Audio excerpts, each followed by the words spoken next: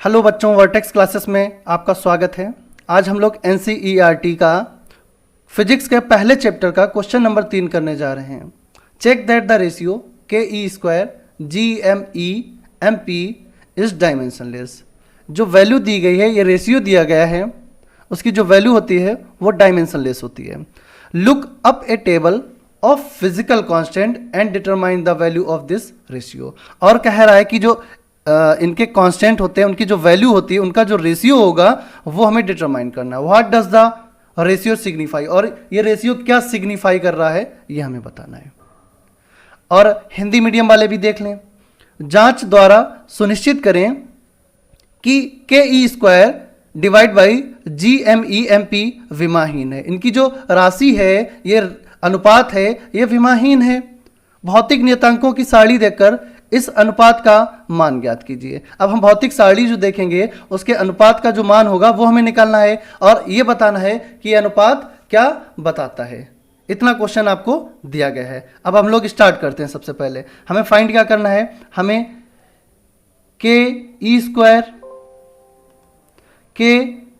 Square upon G M E M P, हमें इसका क्या बताना है कि ये जो यूनिट है या क्वांटिटी है, इसका जो रेशियो है, अनुपात है, वो एक विमाहीन राशि है। चलो हम स्टार्ट करते हैं। सबसे पहले हमें क्या फाइंड करना होगा, के की वैल्यू फाइंड करनी होगी, जी की वैल्यू फाइंड करनी होगी। ई स्क्वायर को हमें पता है पहले से ही, ई स्क्वायर की जो वैल्यू होती है वो कूलम स्क्वायर होती है। मास जो भी होता है वो किलोग्राम में होता है, चाहे वो मास ऑफ इलेक्ट्रॉन हो चाहे मास ऑफ प्रोटॉन हो। तो सबसे पहले हम के की वैल्यू निकाल लेते हैं।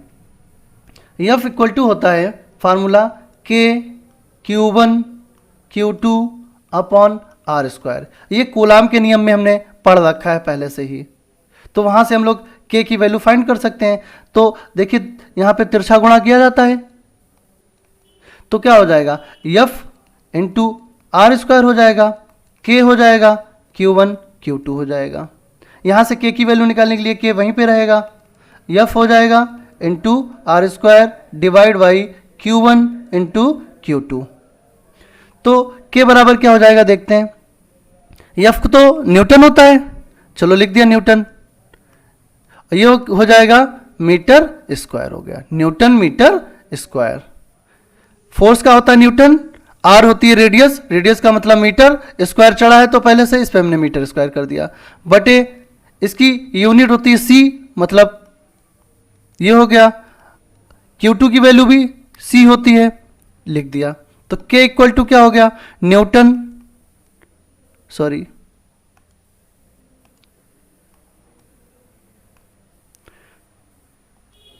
ये हो गया newton metre square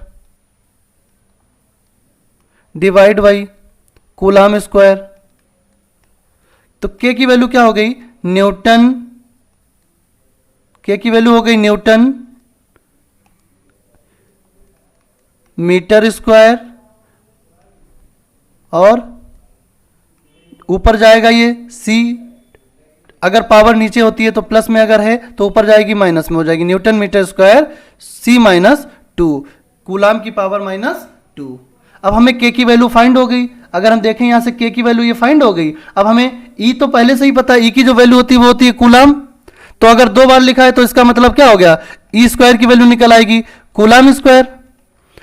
mass of electron, mass of proton, अगर मास की अगर हम बात करें तो मास होता है किलोग्राम। कोई भी मास हो, चाहे मास ऑफ इलेक्ट्रॉन हो चाहे मास ऑफ प्रोटॉन हो। अगर 2 बार लिखा है इसका मतलब क्या हुआ कि जो मास ऑफ इलेक्ट्रॉन और मास ऑफ प्रोटॉन की जो वैल्यू होगी वो क्या निकल आएगी, किलोग्राम स्क्वायर निकल आएगी। इतना हमें पहले से पता है डाटा। अब हमें अकेले किसकी वैल्यू चाहिए, के की वैल्यू पता लग गई, ई की वैल्यू, ई स्क्वायर की वैल्यू पता लग गई, मास of electron, mass of proton को जो मल्टीप्लिकेशन है उसकी वैल्यू हमें किलोग्राम स्क्वायर पता लग गई। हमें केवल और केवल जी की वैल्यू निकालनी है। जी की वैल्यू निकालने के लिए हम लोग क्या करते हैं, फार्मूला लगाते हैं, F equal to G M E M P upon R square. ये हमें फार्मूला पता है, हमें वहां वैल्यू निकालनी है जी की, तो फिर तिरछा गुणा कर देंगे। एक नीचे मान लेते हैं सबके, चलो एक मान लिया, तिरछा गुणा करो तो एफ हो जाएगा इंटू आर स्क्वायर हो जाएगा, बराबर क्या हो जाएगा, जी हो जाएगा, मास ऑफ इलेक्ट्रॉन हो जाएगा, मास ऑफ प्रोटॉन हो जाएगा। हमें वैल्यू तो जी की फाइंड करनी है, तो जी वहीं पे रहने देंगे, ये पूरा कहाँ चला जाएगा, डिवाइड में चला जाएगा।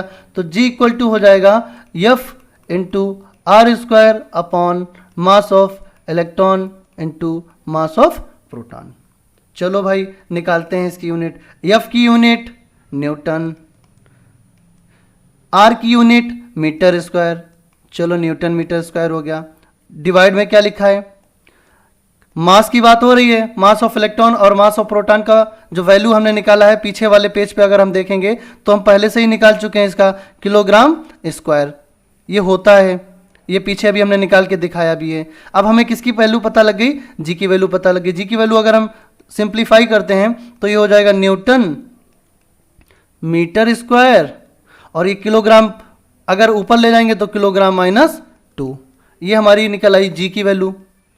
अब हमें वैल्यू किसकी फाइंड करनी है, वैल्यू हमें फाइंड करनी है के, वैल्यू हमें फाइंड करनी है के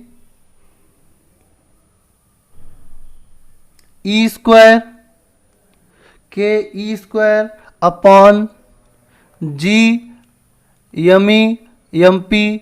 तो वैल्यू हम लोग रखते हैं, सबसे पहले हम वैल्यू के की वैल्यू देखते हैं। के की वैल्यू निकली है newton metre square coulomb minus 2, तो लिख देते हैं newton metre square coulomb minus 2, चलो इसे लिख दिया।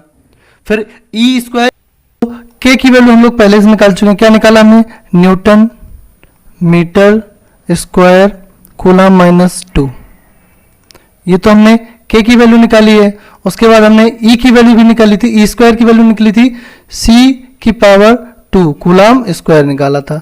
अब हम जी की वैल्यू रखेंगे, नीचे लिखा है जी और मास ऑफ इलेक्ट्रॉन लिखा है और मास ऑफ प्रोटॉन लिखा है, तो जी की वैल्यू क्या हो जाएगी, newton metre square, newton metre square kilogram minus 2, ये हम लोग पीछे बता चुके हैं आपको नेक्स्ट पेज में। और यहां पे अगर देखेंगे वैल्यू क्या निकलेगी, मास ऑफ इलेक्ट्रॉन और मास ऑफ प्रोटॉन का जो मल्टीप्लीकेशन था, गुणा था, वो निकला था किलोग्राम की पावर 2 निकला हुआ था, पहले से ही निकाल चुके हैं हम लोग। अब देखें c की पावर माइनस 2 और c की पावर प्लस 2, c की पावर माइनस 2 और c की पावर प्लस 2 अगर होता है तो क्या हो जाता है, ये पावर 0 हो जाती है, एक दूसरे को कैंसिल आउट कर देते हैं, तो ऊपर क्या बचा, equal to K E square G M E M P equal to हो गया newton metre square. c minus 2 और c प्लस 2 दोनों पावर माइनस और प्लस में है तो ये चला जाएगा, कट जाएगा या घट जाएगा, जो भी आप समझ लें। Kilogram minus 2 kilogram plus 2, minus 2 और प्लस 2 गुणे में घाते जुड़ती है, माइनस 2 प्लस 2 क्या हो जाएगा, माइनस 2 से प्लस 2 कैंसिल आउट हो जाएगा, तो ये क्या बन जाएगा, ये किलोग्राम वाला जो टर्म है वो 0 बन जाएगा। नीचे बचा न्यूटन मीटर स्क्वायर, ऊपर भी न्यूटन मीटर स्क्वायर बचा और नीचे भी न्यूटन मीटर स्क्वायर बचा। ये दोनों एक दूसरे को क्या कर लेंगे, देखो एक न्यूटन की पावर ऊपर 1 है, नीचे भी 1 है, जब ये न्यूटन वाला ऊपर जाएगा तो माइनस 1 लेके जाएगा और माइनस 1 और प्लस की 1 0 हो जाएगा। इसी तरीके से मीटर स्क्वायर, मीटर पर पावर 2 है प्लस की, नीचे वाली प्लस 2 की है, जब नीचे वाली पावर प्लस 2 में जाएंगी इस तरीके से, यम ऊपर 2 है और ये वाली यम 2 ऊपर जाएगी तो क्या हो जाएगा, यम माइनस 2 बन जाएगा। गुणे में घाते जुड़ती हैं तो क्या हो जाएगा, यम माइनस 2 प्लस 2, ये कट जाएगा ना, तो क्या बचेगा, यम की पावर 0 बचेगा। समझ में आया आपके, तो देखें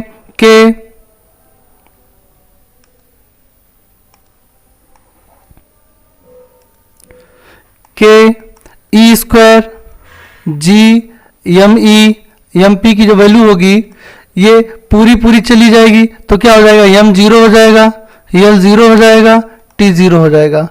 तो ये किस तरीके की राशि आ गई, एक विमाहीन राशि है। विमाहीन का मतलब होता है यूनिट लेस है, कोई भी इसकी यूनिट नहीं निकलेगी। अगर इसी में इसकी हमें वैल्यू निकालनी हो K E square G M E M P की, तो नेक्स्ट पेज पे हम लोग देख लेते हैं K E square G mass of electron mass of proton, अगर इसकी वैल्यू निकालेंगे तो के की वैल्यू क्या निकाल चुके हम लोग, के की वैल्यू होती है, बताओ जल्दी से, के की वैल्यू यहाँ से निकाल लो, के बराबर होता है 1/4 पाई एप्सिलॉन 0, मतलब 9 गुणे 10 की घात 9 हो गया। अगर जी की वैल्यू की बात करेंगे तो जी की वैल्यू क्या होती है 6.67 into 10 to the power minus 11 होती है। मास ऑफ इलेक्ट्रॉन, अगर मास ऑफ इलेक्ट्रॉन की बात करेंगे तो कितनी निकलती है इसकी 9.1 into 10 to the power minus 31 होती है। अगर हम मास ऑफ प्रोटॉन की बात करेंगे तो होती 1.67 into 10 to the power minus 27 होती है। ये वैल्यू होती हैं। और ई बच गया है, ई की भी वैल्यू लिख लेते हैं। ई की वैल्यू होती है 1.6 into 10 to the power minus 19। चलो वैल्यू पुट कर देते हैं। के की वैल्यू पुट करो, के की वैल्यू 9 इंटू 10 की पावर 9, ई की वैल्यू रखो 1.6 into 10 to the power minus 19 का स्क्वायर अपॉन जी की वैल्यू रखो, जी की वैल्यू क्या है 6.67 into 10 to the power minus 11। Mass of electron की वैल्यू रखो, मास ऑफ इलेक्ट्रॉन की वैल्यू है 9.1 into 10 to the power minus 31। अब हम रखते हैं वैल्यू मास ऑफ प्रोटॉन की। मास ऑफ प्रोटॉन की वैल्यू क्या दी गई है 1.67 into 10 to the power minus 27। तो अब हम अगर इसे सॉल्व करेंगे तो इसकी जो वैल्यू निकल के आएगी वो वैल्यू लगभग निकल के आएगी 2.3 गुणे 10 की पावर 39। अगर इसकी वैल्यू देखी जाए K E square upon G M E M P की जो वैल्यू निकल के आती है वो लगभग निकल के आती है, लगभग में निकल के आएगी 2.3 इंटू 10 टू द पावर 39। यही मेरा आंसर हो जाएगा।